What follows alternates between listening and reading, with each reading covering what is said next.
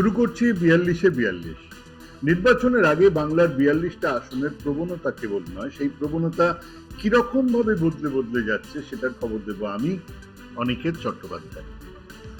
কংগ্রেস রাজ্য সভাপতি বহরমপুরে লড়ছে বলে একবারও ভাববেন না যে বহরমপুর কংগ্রেসীদের গড়।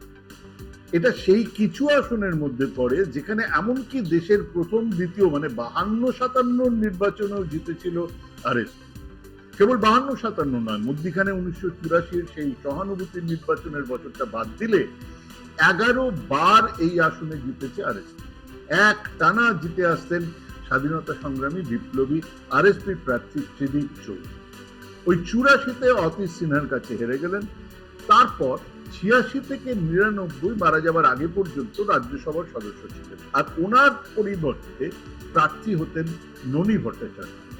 তিনি মারা যাবার পরে এলেন প্রমথেশ মুখার্জি। আরএসপির এই দুর্গ ভাঙেন অধীর চৌধুরী ১৯৯৯ সালে, আর সেই থেকে বহরমপুরে অধীর রাজ। একেই বলে গুরুমারা বিদ্যে। অধীরবাবুর রাজনীতির হাতে খড়ি কিন্তু ওই আরএসপির পাঠশালায়। বাম জামানাতে এক রবিনহুডের ইমেজ তৈরি করে বহরমপুর ছিনিয়ে নিয়েছিল। বুদ্ধ ভট্টাচার্য বলেছিলেন ক্রিমিনালটা জেলের বাইরে কেন, জেলে পোড়া হয়েছিল। জেল থেকে জিতেছিলেন ওই বহরমপুর সংসদীয় এলাকার মধ্যেই নবগ্রাম বিধানসভা।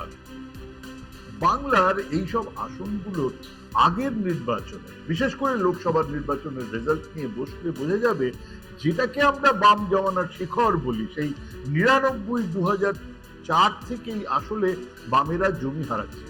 নিঃশব্দে উঠে আসছিল বিজেপি। যেখানে কংগ্রেস আসন ছিনিয়ে নিতে পেরেছিল সেখানে, বা একেবারে সংখ্যালঘু অধ্যুষিত আসনগুলো বাদ দিলে বামেদের ক্ষয় বিজেপি উত্থানের কারণ। ৯৪-এর উদাহরণ সামনেই আছে। ননী ভট্টাচার্য মারা যাবার পরে বাই ইলেকশনে আরএসপি ভোট পেয়েছিল ৫২%। উল্টো দিকে কংগ্রেসের সিদ্ধার্থ শঙ্কর রায় হেরেছিলেন, পেয়েছিলেন ৩৯.৮৪%। ৯৬-এ আবার জিতলো আরএসপি, পেল ৪৮.৭৭% ভোট। আবার সিদ্ধার্থবাবু হারলেন, পেলেন ৪৩.৯৬% ভোট। এবারে বিজেপি পেয়েছিল মাত্র ৬.৮%। ১৯৯৮-তে আবার আরএসপি জিতলো, কিন্তু ভোট ছিল কমেছিল ৪৪.৪৬%। এবার বিজেপি ২ নম্বর, অবশ্য প্রার্থীও ছিল জাদরে, কর্নেল সব্যসাচী বাগচি। তিনি পেলেন ৩০.২৫% ভোট। কংগ্রেস ৩ নম্বরে, পেল ২১.৭৭% ভোট। ৯৯-তে বাম জমানা অন্তত বহরমপুরে শেষ হল। অধীর চৌধুরী কংগ্রেসের প্রার্থী জিতলেন, ৪৬.৮৬% ভোট পেলেন। আরএসপি পেল ৩৬.৫৬% ভোট। আর বিজেপির ক্যান্ডিডেট সব্যসাচী বাগচি ছিলেন, কিন্তু তারও ভোট অনেকটা কমেছিল, পেয়েছিলেন ১৪.৫৩% ভোট। এরপর থেকে এই আসনে শুধু একটানা অধীর চৌধুরী জিতেই আসছেন না, তার ভোট ৫০%-এর বেশি বা কিছু কম থেকেছে।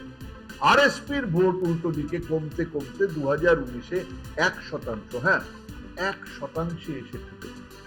সিপিআইএম তো ডুবেছে, কিন্তু বামফ্রন্টের শরিকরা উবে গেছে। সর্বত্র এই ছবি, সবচেয়ে ক্ষতিগ্রস্ত শরিক দলের লোকজনেরা। সেই ভোটে এই আসন গেছে তৃণমূলের দিকে। মানে ওই যে বামেদের ভোট কমেছে, সেটা বহরমপুরে কিন্তু তৃণমূল পেয়েছে। বিজেপির ভোট কখনো ৮%, কখনো ১২-১৪%, তার বেশি আর হয়। শেষ নির্বাচন ২০১৯, অধীর চৌধুরী জিতেছিলেন, পেয়েছিলেন ৪৫.৪৭% ভোট।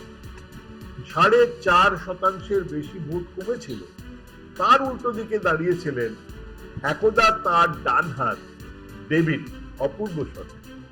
তিনি তার আগেই যোগ দিয়েছেন তৃণমূলে, পেয়েছিলেন ৩৯.২৬% ভোট।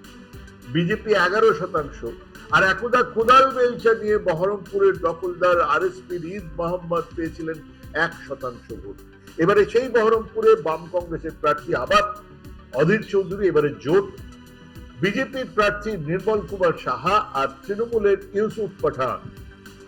অধীর চৌধুরী জানেন তার কঠিনতম লড়াইয়ের মুখোমুখি তিনি দাঁড়িয়ে।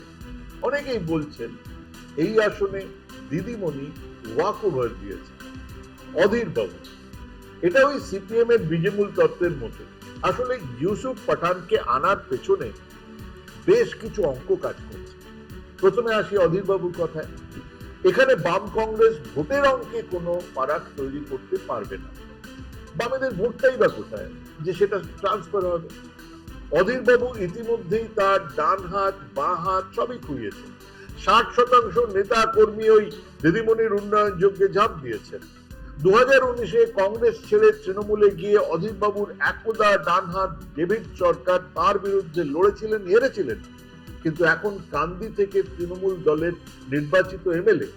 অবশ্য 2006 থেকেই উনি ওই আসনে জিতে আসছেন।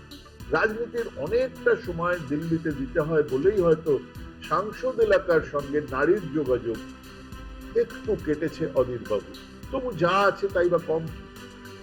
অন্যদিকে জেলার গোষ্ঠী দ্বন্দ্ব এড়াতে, মূলত জেলার গোষ্ঠী দ্বন্দ্ব এড়াতে আর দলের ভোটের সঙ্গে সংখ্যালঘু ভোট জুড়তে এবারে মমতা ব্যানার্জি এনেছেন ইউসুফ পাঠান, যে নামের সঙ্গে মানুষজন পরিচিত। কিন্তু তার সমস্যা তার উপরে বহিরাগত স্ট্যাম্প আর বাঙালি না হওয়া। আজন্ম গুজরাটে কাটানো বিশ্বকাপের এই ক্রিকেটার জানেন কঠিন পিচে লড়াই। বিজেপি এখানে কোনো ফ্যাক্টর নয় এমনও কিন্তু নয়। বিজেপি যদি তৃণমূল বিরোধী ভোটে থাবা বসায় তাহলে অধীর বাবুর সর্বনাশ। কাজেই বহরমপুর এখন হ্যাঁ অধীর না অধীরের মধ্যে ঝুলছে। তৃণমূলের মিছিলে বাজছে ঝুমেজো পাঠান মেরি জান। ভোটের অঙ্ক যারা হিসেব করতে ভালোবাসেন তাদের জন্য দুটো তথ্য দিই। প্রথমটা হলো এই আসনে সংখ্যালঘু ভোট 53-54%। হিসেবটা বুঝুন। আর এই সংসদীয় আসনের মধ্যে 7টা বিধানসভার 2021-এ তৃণমূলের ভোট ছিল 50.1%, বিজেপির ভোট ছিল 31.6%, কংগ্রেসের ভোট মাত্র 15.1%। 7টা আসনে খেলার রেজাল্ট ছিল 6-1। বারোয়া, কান্দি, ভরতপুর, রেজিনগর, বেলডাঙ্গা, নওদা আছে তৃণমূলের হাতে। বহরমপুর আসন জিতেছিল বিজেপি। এক রক্তাক্ত পঞ্চায়েত ভোটের পরেও 2023-এ অধীর বাবুকে অসহায় দেখিয়েছিল রাস্তায় সর্বোচ্চ তৃণমূল, কিন্তু প্রার্থীর নাম এবারেও অধীর চৌধুরী। 92 থেকে প্রতিবার 70-এর মুখে ছাই দিয়ে জিতে এসেছেন। বৃদ্ধ হলেও বাঘ তো বটেই। কাজেই এই আসনে নিদান হেঁকে বোকা হওয়ার দায় আমি নেব না। শুধু এটা বলবো জীবনের কঠিনতম লড়াইয়ের সামনে দাঁড়িয়ে রয়েছেন অধীর চৌধুরী। দিন গড়াক, প্রচার আরো জমে উঠুক, আবার ফিরবো এই আসন নিয়ে। নমস্কার।